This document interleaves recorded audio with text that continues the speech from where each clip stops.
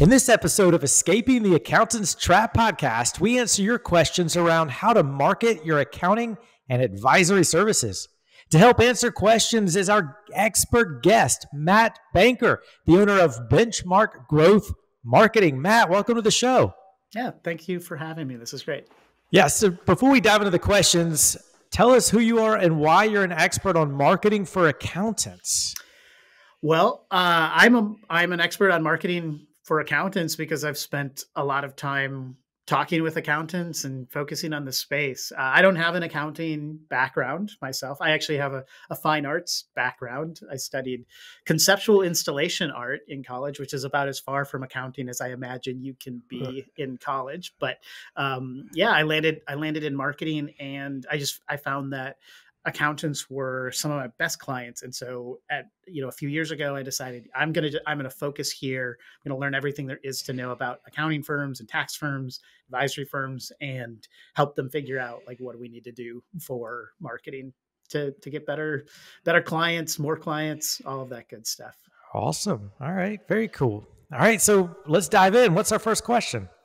Sarah, a bookkeeper, wants to know, as a bookkeeper, how do I break through all the noise and market myself in a crowded space?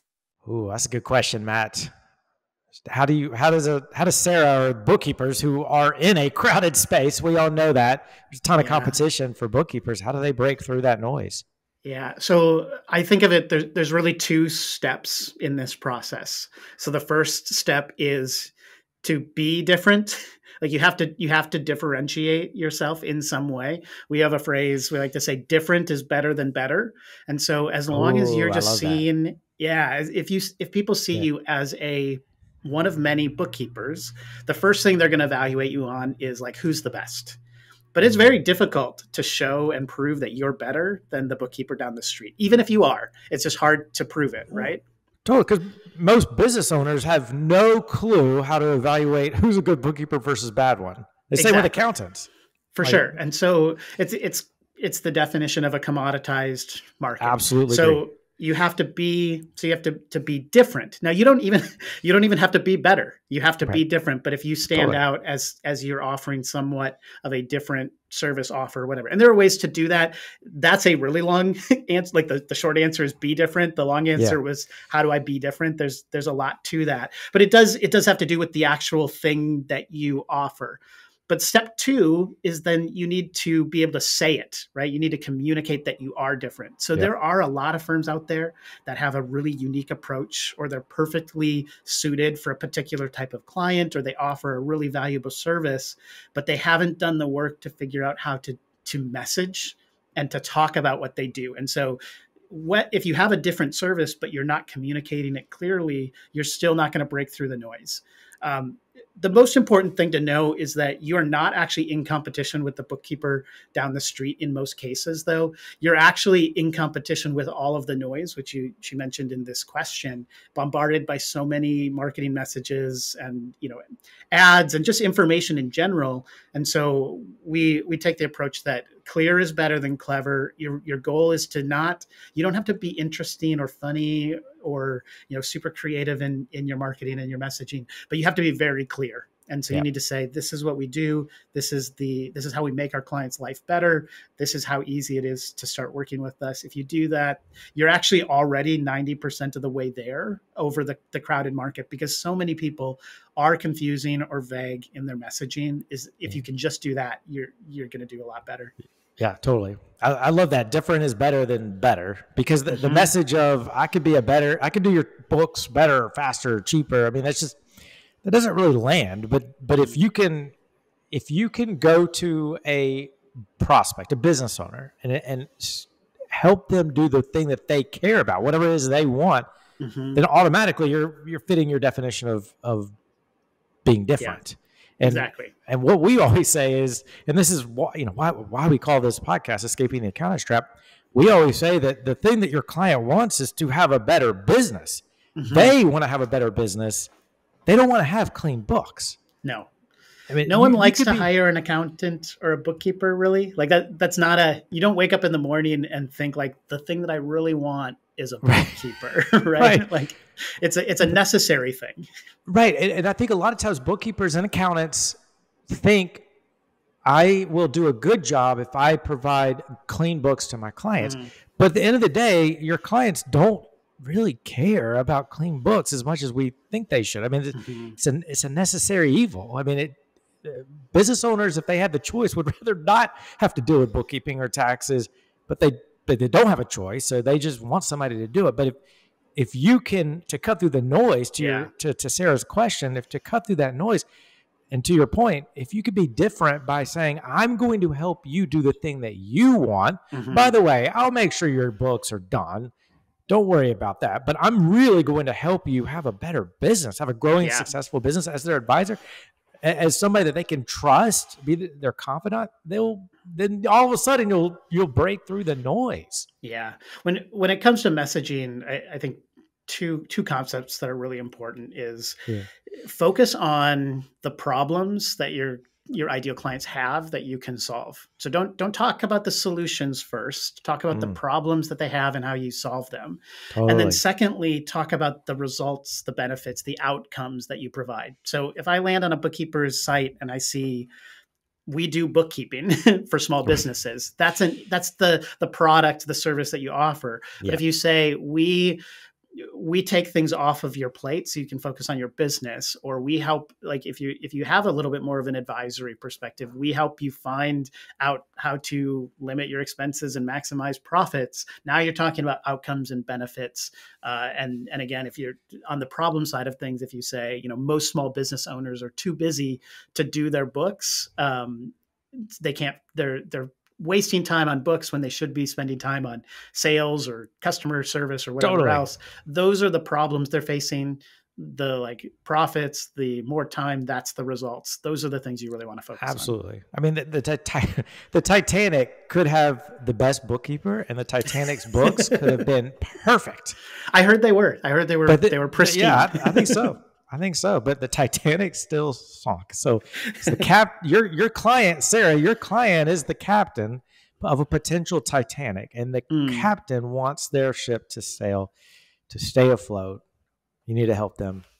So this is a great question, Sarah. All right, what's the next question?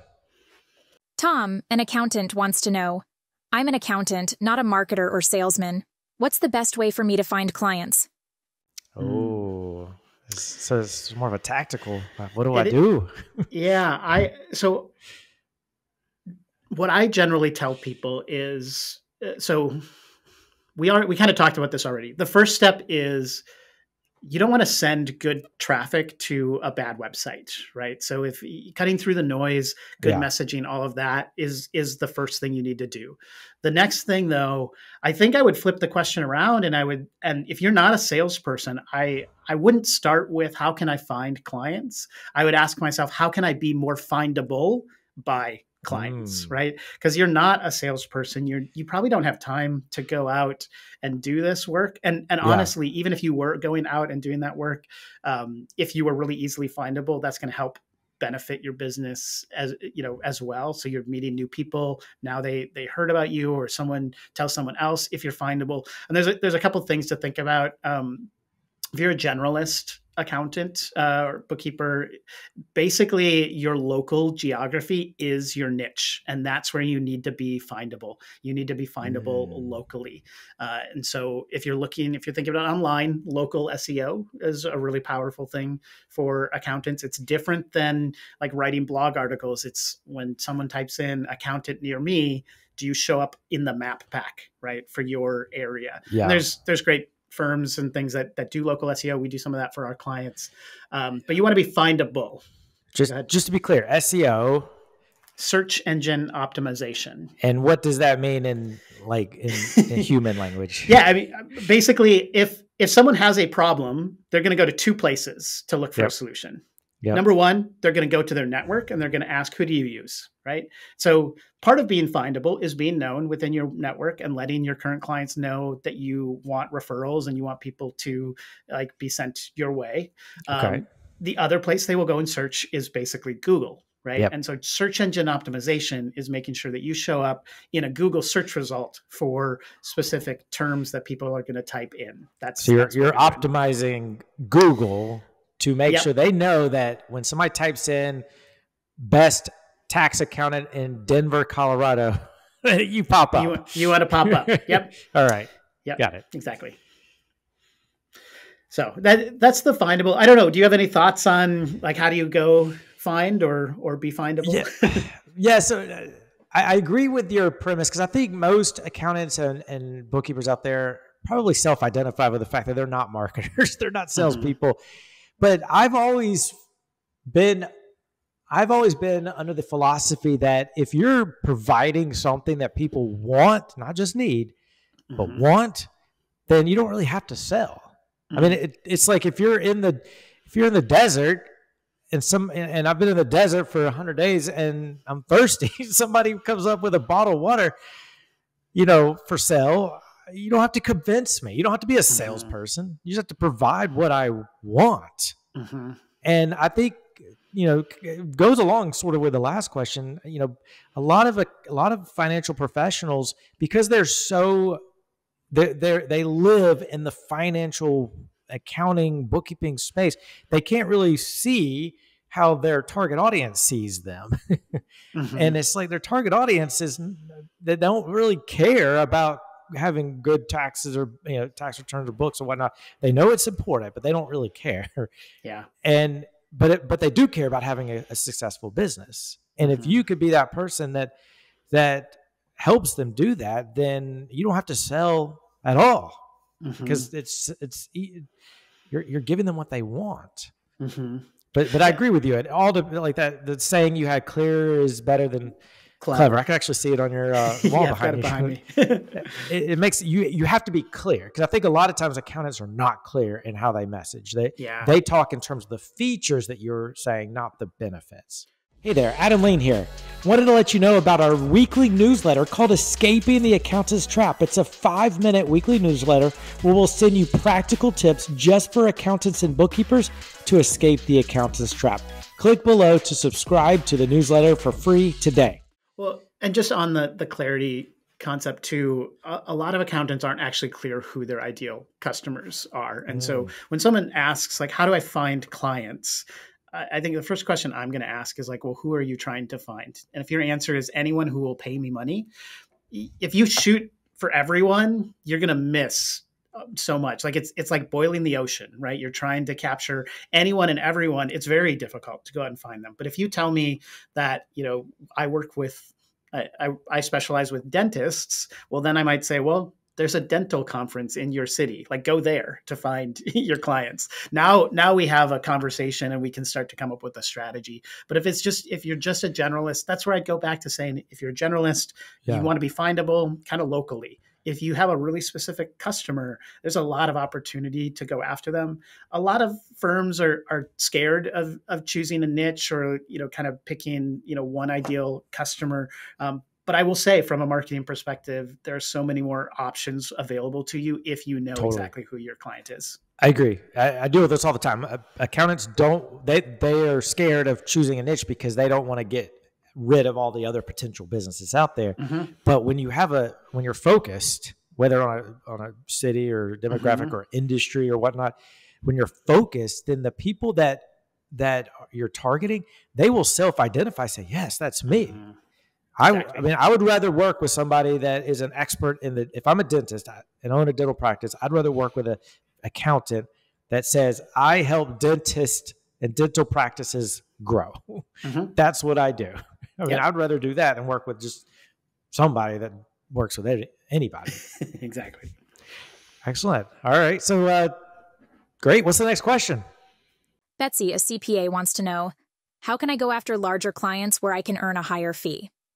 Ooh, that's a good question. So Betsy is a CPA, but I also get this a lot from bookkeepers, especially too, because they tend to discount their value. And so they say, well, I'll do your books for $200 to $300. But what do you think, Matt? How can somebody go after larger fees? Yeah, I'm going to refer back to some of what we've already talked about. So first, you have to, if you want a higher fee, you need to be offering something different. You can't offer a commodity service. And so you need to know, and the higher value, right? There's a ceiling on task work, or what people think of as like just stuff that needs to be done. the Totally. bookkeeping, the data, anything that's data entry or like filling in stuff. What's really high value and where there's a lot of flexibility in terms of your pricing is in the advisory or the guidance space of things. And so you have to develop a service that isn't just about doing stuff for someone, but you're being paid for your knowledge and experience, not just for your time. Totally. Yeah, I agree. I agree. I mean, you've used the word commodity several times, and I 100% agree that financial professionals, accountants, and bookkeepers are in a large part, are providing commoditized services. Mm-hmm. And the definition of a commodity is something that is readily available in multiple places. Mm-hmm. The same thing is readily available in multiple places. Mm-hmm. You have to remember, in your client's mind, they view bookkeeping or tax work as the way you do it will be the same as all the thousands of other accountants and bookkeepers will do it. So it's a commodity in their minds. And when anything's a commodity, prices go down. That's why, like, Walmart is, their whole thing is low prices, because they know that what they're offering is commodities. Commodity. You could buy green beans in a million different places, but Walmart wants you to go to there because it's cheaper. That's how they differentiate themselves. Yeah. That's a terrible recipe for financial professionals, being cheaper, because we're not selling something. Our time is not scalable, and our product is our time. Yeah. So it's not scalable because we have finite amount of time. So we've got to raise our prices. I'll also say, I think that it may seem, I'm a biased person maybe here as a marketer who sells marketing services and designs websites for accounting firms, but a really good website can help support and justify premium pricing. And if your website looks like it's outdated, it's going to be hard for your clients to believe that you are cutting edge in your thinking if your marketing and your assets are like from 12 years ago. Makes sense.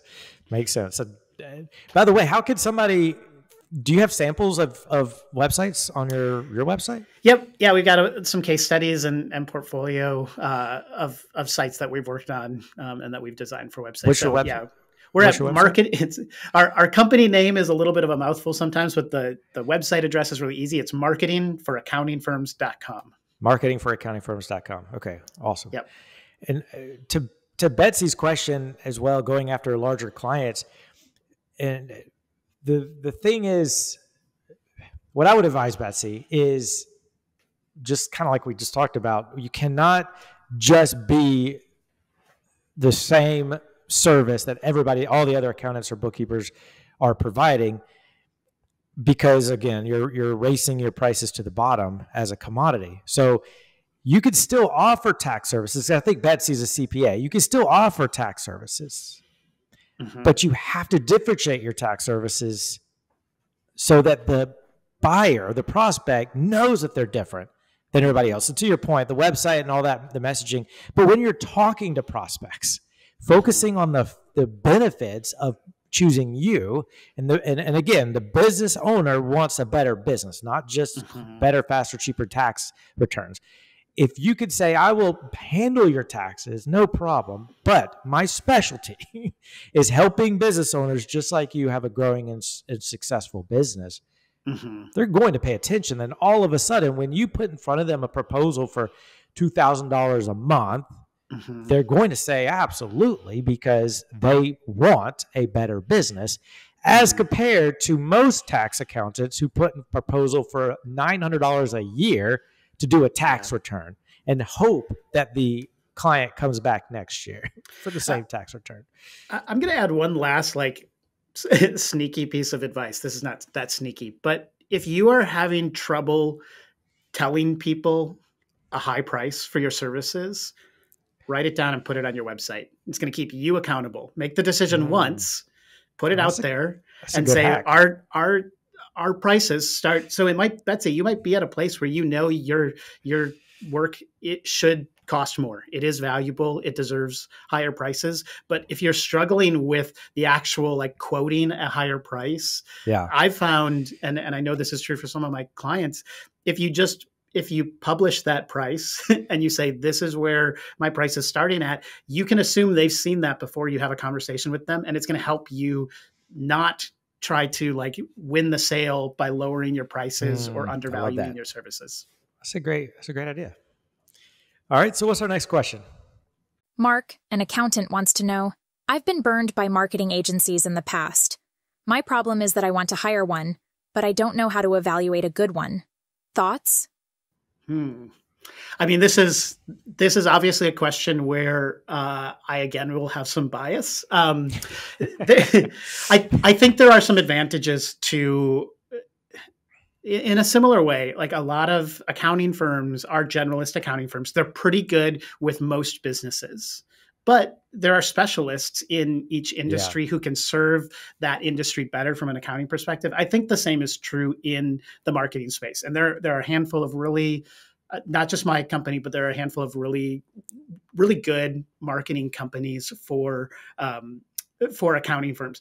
The thing that I'm going to say is marketing is expensive and you can spend time or money. And so to be honest, one of the first things that you need to be thinking about is this marketing company charging me enough money that they could reasonably generate results? Because if they're too cheap, my belief is they're probably not doing the work that is actually required that's going to generate results. And so you get in this situation where you're paying a fee that feels expensive to you, but in reality, you're not paying enough to get the result that you want, because marketing tends to be time intensive. There's labor involved. You have to have good strategy. Another case is I've seen a lot of firms who work with a marketing agency who assumes that accounting is just like everybody else. So for example, with Google Ads, we see a lot of Google Ads agencies just trying to increase the volume of leads. And what we found is that volume is not the problem. What you need is quality. And so in order to get more qualified leads, you actually want to reduce the volume, increase the friction of what it takes for someone to book a time on your calendar in order to make sure you're only talking to the ideal clients. But a generalist marketing agency, especially one who's focused on like B2C marketing, they might think like, how can I get the cheapest clicks and the most traffic to your website? And it actually doesn't help your business in the long run. And so, that's a good point. That's kind of a specialty insight knowledge that you'll get when you work with a firm that knows accounting firms, that knows the industry. And there's a lot of those different things, I think, not just with Google Ads, but the specifics of every industry. Some marketing agencies just don't know, what is really needed within this space. Yeah, I think that's very good advice. I mean, my answer to that is along the same lines, but it's essentially you're a marketing, whoever you hire must be focused 100% on results. There must be an ROI with that spend. And I think a lot of times, unfortunately, marketing agencies focus on the wrong things. Like I would call them vanity metrics, things that don't really matter as much.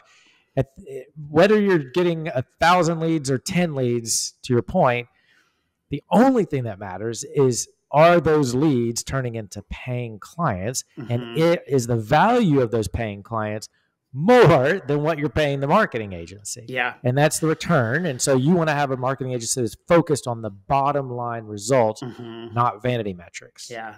Hey there, Adam here from the Escaping the Accountant's Trap podcast. I'd like to personally invite you to a free masterclass that we're conducting this Thursday called How to Start a CFO Service.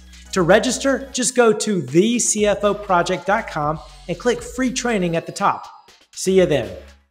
The way that I'll put it is there's three things you have to pay for in marketing. You have to pay for strategy, which is like the right ideas and doing the right things the right way. Do they know what they're doing, and are they doing the right things? Then you have to pay for labor, which is, someone to design things, write things, manage, maintain all of that. Someone's got to put in time. And then you often have to pay for like a platform or for promotion. So you have to pay Google to show up in their ads. A mistake that a lot of people make is that they buy the labor and the promotion, but without the strategy. Like the person that they're working with doesn't actually understand what they're doing, or they do the strategy and they do the production labor stuff, but then they never actually spend the money to promote what they're doing. And see, if you're missing a piece of that, or if your marketing agency doesn't cover all three of those things, well, Reality Check you're responsible now for whatever they're not, coming up with. And so if you want a good marketing agency, you either have to own one of those buckets or one or more of those buckets, or you need to make sure that they really are strong in each three of those places and that they understand the full system. I think there's a lot of agencies that are just like, we'll run ads for you. They don't even think about the strategy, right? And that's why you're wasting money and they're not helping. Yeah, it's so important. I completely agree. I mean, it's like without a strategy, nothing else really matters. The strategy is going to dictate the tactics you use. Because another thing, I mean, along those same lines, another thing that sort of irks me is with accounting firms who are specialize in one thing. So, for example, an accounting firm that only does Facebook and Instagram marketing. Well, every prospect that they talk to, there's only one solution to all of that prospect's problems, and that's Facebook and Instagram marketing. And it may not be true. I got this great hammer, and I'm convinced that every single problem is a nail, right? Exactly. And that drives me crazy sometimes. So I like that you look at things holistically like that. Yep. All right. So what's our next question? Cooper, a bookkeeper, wants to know, if I had $1,000 per month to invest in marketing, where should it go? Ooh, that's a good question, Cooper. Yeah, Matt, well, I mean, I just mentioned marketing is expensive. What we've heard, I'm going to go backwards just a little bit. When I've talked to firms, most who are incrementally growing are spending, about 5% on sales and marketing of their total revenue. That's it? 5%? Yeah, that's about it. Now, the ones who are a little more aggressive, I should say those are small firms. Mid-sized firms are at about the 10%. And the ones who are really growing aggressively are pushing upwards to 20% of revenue. That's usually sales and marketing. So I would look at your budget and find out, am I investing a realistic amount? Now, you say $1,000 a month. What I'm going to hear when I think about that is not actually $1,000 per month. I'm going to say I've got $12,000 for the year, because some of the things that are going to have the biggest impact are going to be a more expensive upfront spend, but they're going to generate better ROI for you in the long term. Whereas if you don't do the foundational work and then you jump right into, Google Ads or local SEO or whatever that is, that's kind of an ongoing service, you're not going to get the total benefits from it. And so with $1,000 a month, as a marketer, the first thing I'm going to do is I'm going to audit your marketing health in general. And I'm going to ask things like, do you have clear positioning and messaging? If not, you need to figure out who you are, who you serve, and how you say it. And so that's where you're going to spend your money first. Work with a great strategist, copywriter. We're big fans of the StoryBrand framework, for example. Oh yeah, so Donald Miller. If I had $1,000 this month, I would sign up for the Donald Miller live workshop to get your messaging right. Okay. I think it's $1,000. So because isn't it like building a storybrand.com or something like that? Building a story brand is what you're looking for. Yeah. And then I'm going to go through the list. For me, it's messaging and positioning first, then it's website. If your website sucks, I'm going to say, take that money and put it into a new website.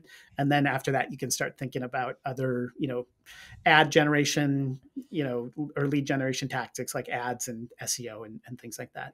Yeah, this is fantastic.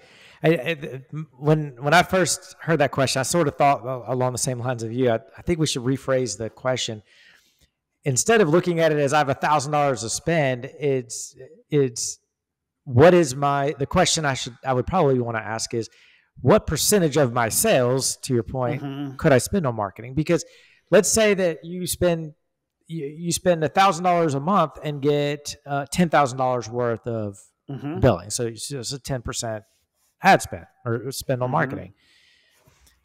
So if you apply that same logic, you could spend $10,000 in marketing for the month and get $100,000 theoretically of billings. So all of a sudden, spending $1,000 is not the best solution. It's spending 10% or whatever the percentage is. So instead of capping yourself, think of it in terms of percentage. What percentage do I want to spend on marketing to get clients? And if it's, anywhere from, you said 5 to 20%, then great.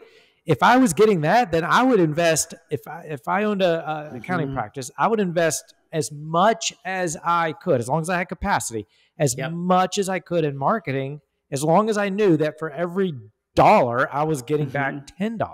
Yeah. That's huge. Well, accountants love numbers, right? So let me throw out just a couple more. When you're thinking about what is a reasonable cost of acquisition for a client, this is, am I getting a good ROI? I think one mistake a lot of accountants make is they assumed that the cost of acquisition should be much lower than it is. And what we see is place to start is to say, what's the lifetime value of an average client? And then usually you can spend 5 to 7% of the total lifetime value marketing to get marketing and selling to get that client. Totally. And so if you have a client that's going to stick around on average for 7 years and you make $10,000 a month or a year from that client, and now you're looking at 5%, you can spend a lot of money to acquire a client, and it's going to be good in the long term.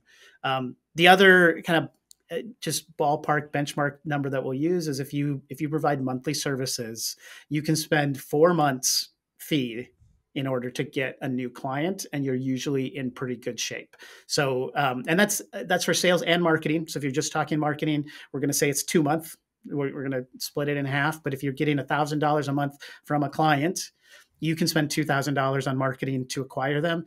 That's a reasonable ROI, and that's what you should be thinking in terms of budgeting. Yeah, totally. It's all about the results and the return on investment. Mm-hmm. Matt, thank you so much for being on the show. This is fantastic. Yeah, this is great. I love this conversation. Yeah. So, and again, we talked about your website. For everybody listening, where can they find you? So, if you're looking for me, I'm on Twitter. I follow along the Tax Twitter crew on Twitter. I'm also on LinkedIn. What? The Tax Twitter? Yeah, crew? Tax Twitter. There's a hashtag Tax Twitter. There's a whole bunch of people who are accountants. I did not know that. And bookkeepers kind of in that space. Tax pros. So you can find me there, Matt Banker. You can find me on LinkedIn, same thing, Matt Banker. And then my website is marketingforaccountingfirms.com. Marketingforaccountingfirms.com. Awesome. Matt, thank you so much. Yeah, thank you for having me. And everybody listening, if you haven't already, sign up for our 5-minute weekly email with practical tips for accountants and bookkeepers to escape the accountant's trap. Go to accountantstrap.com. See you next time on the Escaping the Accountant's Trap podcast.